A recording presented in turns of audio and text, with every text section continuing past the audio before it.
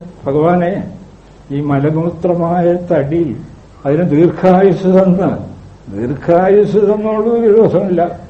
പക്ഷെ ആ സത്യം എനിക്ക് ബോധ്യപ്പെടുത്തി തരണം. അല്ലെങ്കിൽ ഫലമില്ലയാതെ ഒടുവിൽ എന്തു നേടി? സത്യം അനുഭവിച്ചില്ല.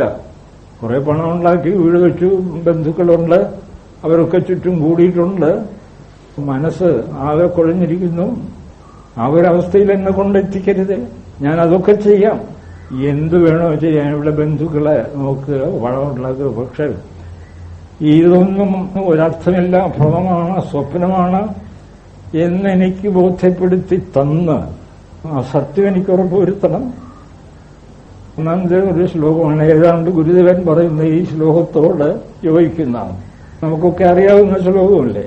ഹരിനാമകീർത്തനമൊക്കെ ആർക്കും അറിഞ്ഞുകൂടാത്ത. ഫലമില്ലയാതെ മമ വശമാക്കൊല ജഗതി, മലമൂത്രമായ തടി പല നാളിരുത്തിയുടൻ വിലമതിയാത്ത ആ അറിവ് എനിക്കുണ്ടാക്കി തരണം എന്നാണ് അവിടെ എഴുത്തച്ഛൻ പ്രാർത്ഥിക്കുന്നത്. അതുപോലെയാണ് ഈ 5 കിളികളും ഒളിമുതലാമ്പഴം 5 കൊണ്ടു നാറും നടികയിലേറി നയേന മാറിയാടും. ഈ ഓരോ ഇന്ദ്രിയങ്ങളും ഒരു നല്ല ശബ്ദം അനുഭവിച്ച് സുഖിക്കാം എന്ന് വിചാരിക്കുമ്പോൾ കണ്ണ് പറയുകയെ ഇത് ഒന്നാം തരം വേറെ രൂപമിരിക്കുന്നു, ഇങ്ങോട്ട് വരൂ, അവിടെ ശബ്ദമൊക്കെ അവിടെ ഇരിക്കട്ടെ. ഒരൊറ്റ ഇന്ദ്രിയത്തെ ആശ്രയിച്ച് തന്നെ ചില ജീവികൾ ജീവിതം അവസാനിപ്പിക്കാൻ ഇടവരുന്നു എന്നാണ് വാസിഷ്ഠം പറയുന്നത്. കുരങ്കാളി പതംഗേഭമീനാസ്ത്വേകൈകശോ ഹതാഹ. അങ്ങനെയാണെങ്കിൽ സർവൈരേതൈരനർത്ഥൈസ്തു വ്യാപ്തസ്യാജ്ഞ കുതസുഖം. കുരങ്കാളി പതംഗേഭമീന. മാനുകൾ ഇങ്ങനെ കാട്ടാളന്റെ മധുരമായ കുഴലൂത്ത് കേട്ട് ശബ്ദത്തിൽ ഭ്രമിച്ച് അടുത്തോട്ട് ചെല്ലുന്നു. അയാൾ വല വെച്ചിട്ടാണ് ഈ കുഴലൂതുന്നത്. ഒടുവിൽ ആ വലയിൽ വീണ് അയാൾ കൊണ്ടുപോയി ഇറച്ചി വെച്ച് കഴിക്കുന്നു. അത്രയേ ഉള്ളൂ. കുരങ്കാളി വണ്ടുകൾ ഗന്ധത്തിൽ ഭ്രമിച്ച് താമരയിൽ ചെന്ന് പറ്റുന്നു. താമര കൂമ്പുമ്പോൾ അതിനകത്തിരുന്ന് മരിക്കുന്നു. പതംഗങ്ങൾ, ഈയാമ്പാറ്റകൾ രൂപത്തിൽ കൊതിച്ച് അഗ്നിയെ ഭക്ഷണമാണെന്ന് കരുതി, അഗ്നിയെ ഭക്ഷണമെന്ന് കരുതുമ്പോഴാണ് ഈ ജഡവിഷയങ്ങൾ സുഖം തരും എന്ന് കരുതി അവയിൽ ചെന്ന് പറ്റിപ്പിടിക്കുന്നത്. ഈയാമ്പാറ്റകൾ അത്ഭുതം തോന്നുന്ന ഒരു ചെറിയ മഴ പെയ്താൽ ആയിരക്കണക്കിന് ഈയാമ്പാറ്റകൾ ഇത് എവിടുന്ന് വരുന്നു എന്ന് തന്നെ നമുക്ക് ഒരു പിടിയുമില്ല. എന്താ ലൈറ്റിട്ടപ്പോ ഈയാമ്പാറ്റകൾ ഭക്ഷണമാണെന്ന് പറഞ്ഞ് അതിന് ചുറ്റും കറങ്ങി മരിച്ചു വീഴുകയാണ്. ഇത് തന്നെയല്ലേ വാസ്തവത്തിൽ ഈ മനുഷ്യന്റെ ഈ ഗതി? അങ്ങനെ കുരങ്കാളി പതംഗ ഇഫമീന. ആനയെ പിടിക്കുന്നത് വലിയ കുഴി കുഴിച്ചിട്ട് ആനപിടിയന്മാർ ഒരു പിടിയാനയെ മുമ്പിൽ നിർത്തിക്കൊടുക്കും. പിടിയാനയുടെ സ്പർശം കൊതിച്ച് അതിന്റെ പുറകെ പോവുകയാണ് കൊമ്പനാന, കാട്ടാന. ഒടുവിൽ ഈ കുഴിയിൽ വീഴും. വളർത്തുകാർ പിടിച്ചുകൊണ്ട് പോകും. മീനാഹ, അതുപോലെ മത്സ്യങ്ങൾ ചൂണ്ടയിൽ ഉള്ള രസം കൊതിച്ച്, ഇവിടെ സ്പർശം രസം, ചൂണ്ടയിൽ തൊടുത്തിരിക്കുന്ന ആ മാംസഖണ്ഡം ഭക്ഷിക്കാനുള്ള ആർത്തിയോടുകൂടി ഭക്ഷിക്കുകയാണ്. പക്ഷെ എന്താ, ചൂണ്ട കുരുത്ത് കയറുകയാണ് തോന്നുള്ളത്. ഇതാണ് ഇവിടെ നടക്കുന്നത്. അതാണ് ഗുരുദേവൻ ഒളി മുതലാം പഴം 5 കൊണ്ടു നാറും നടികയിലേറി നയേന മാറിയാടും.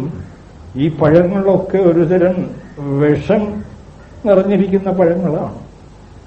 അവയ്ക്ക് ഇരിക്കാനുള്ളത് നാറും നടിക, നയേന മാറിയാടും. ഓരോ ഇന്ദ്രിയവും ഇങ്ങനെ പ്രലോഭിപ്പിക്കുകയാണ്, ഇങ്ങോട്ട് വരൂ.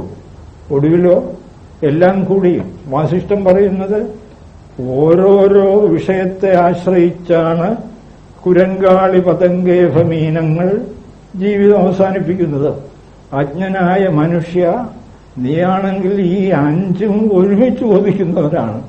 നിനക്ക് എവിടെ എന്ത് സുഖം കിട്ടാനാണ് കാര്യമായി എന്ന് വെച്ച് ഇതിൽ നിന്നും ഉടനെ ഓടണമെന്നല്ല. ഈ വസ്തുതകൾ ധരിച്ചുകൊണ്ട്, സത്യത്തെ ശാസ്ത്രീയമായി ധരിച്ചുകൊണ്ട് ഇതൊക്കെ അനുഭവിക്കുക. കുറെ പക്ഷെ അതൊക്കെ സത്യബോധമാണ് എന്റെ ജീവിത ലക്ഷ്യം എന്നുറപ്പുണ്ടെങ്കിൽ ക്രമേണ എല്ലാത്തിലും ഗംഭീരമായ വിരക്തി വന്നു ചേരും. ഉള്ളിൽ അതിരറ്റ സുഖവും ഒടുവിൽ പൂർണ്ണ സത്യം അനുഭവിച്ച് ഞാൻ ഈ ജഡശരീരമേ അല്ല എന്ന് വ്യക്തമായി ഉറപ്പിക്കാനും കഴിയും. അതുകൊണ്ടാണ് ഗുരുദേവൻ പറയുന്നത്, നാറുന്നളികയിലേറി നയേന മാറിയാടും കിളികളെ, അഞ്ചിന്ദ്രിയങ്ങളെ ഒക്കെ മനോഹരമായ അലങ്കാര ഭാഷയിൽ പറയുകയാണ്. കിളികളെ അഞ്ചും അരിഞ്ഞു കീഴ്മറിക്കും. ഈ ആനന്ദഘനമായ ബോധം അനുഭവപ്പെട്ടാൽ ഈ ഇന്ദ്രിയങ്ങളെല്ലാം ഛിന്നങ്ങളാവും. അവയ്ക്ക് പിന്നെ നമ്മൾ യാതൊരു സ്വാധീനവും ഉണ്ടാവില്ല. എവിടെ എങ്ങനെ ജീവിച്ചാലും ഒരേന്ദ്രിയവും നമ്മെ പ്രലോഭിപ്പിച്ച് അതിന്റെ വിഷയങ്ങളിൽ കൊണ്ടെത്തിച്ച് നമ്മ ദുഃഖത്തിൽ ആഴ്ത്തുകയില്ല. അഞ്ചും അരിഞ്ഞു കീഴ്മറിക്കും വെളിയൊരു അങ്ങനെയുള്ള ബോധരൂപം ഏന്തി അനുഭവിച്ചറിഞ്ഞ് അകം വിളങ്ങിടേണം, ഉള്ളു കുളിർക്കണം. ഇതാണ് ഈ ഇന്ദ്രിയങ്ങളെക്കുറിച്ചൊക്കെ ഗീതയിലും ഉപനിഷത്തുകളിലും ഒക്കെ വ്യക്തമായ പരാമർശങ്ങളുണ്ട്.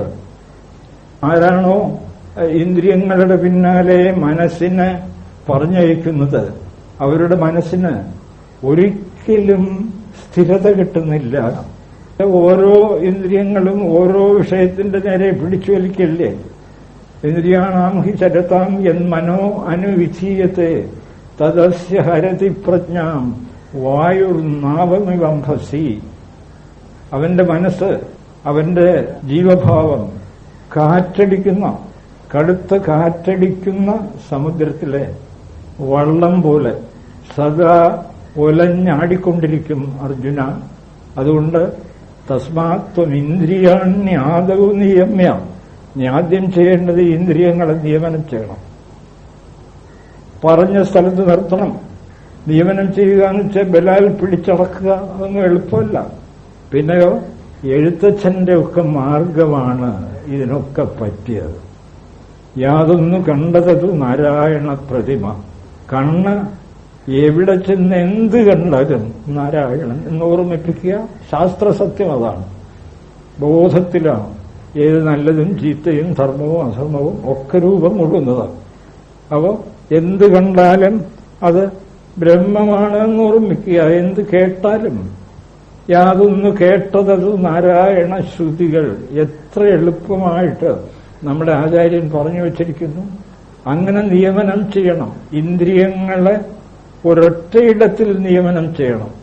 ഏതിന്ദ്രിയമായാലും അതനുഭവിക്കുന്ന എന്തും ബ്രഹ്മമാണ് എന്ന് ലക്ഷ്യബോധമുള്ള ബുദ്ധി ഉറപ്പിക്കണം. അപ്പൊ പിന്നെ അതിന്റെ പിന്നാലെ നമ്മൾ പായില്ല, മോഹബദ്ധരായി പായില്ല. അവിടെ വെച്ച് നിൽക്കും.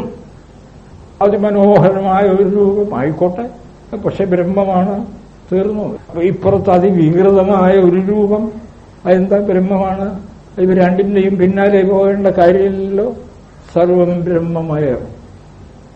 ഇതാണ് ഈ സർവം ബ്രഹ്മമയം ഈശാവാസ്യമിതം സർവം എന്ന ഈ മഹത്തായ സത്യമാണ് എഴുത്തച്ഛൻ യാതൊന്നു കണ്ടത് നാരായണ പ്രതിമ, യാതൊന്നു കേട്ടത് നാരായണ ശ്രുതികൾ, യാതൊന്നു ചെയ്വതത് നാരായണ അർച്ചനകൾ, യാതൊന്നു അതൊക്കെ ഹരി നാരായണായ നമ.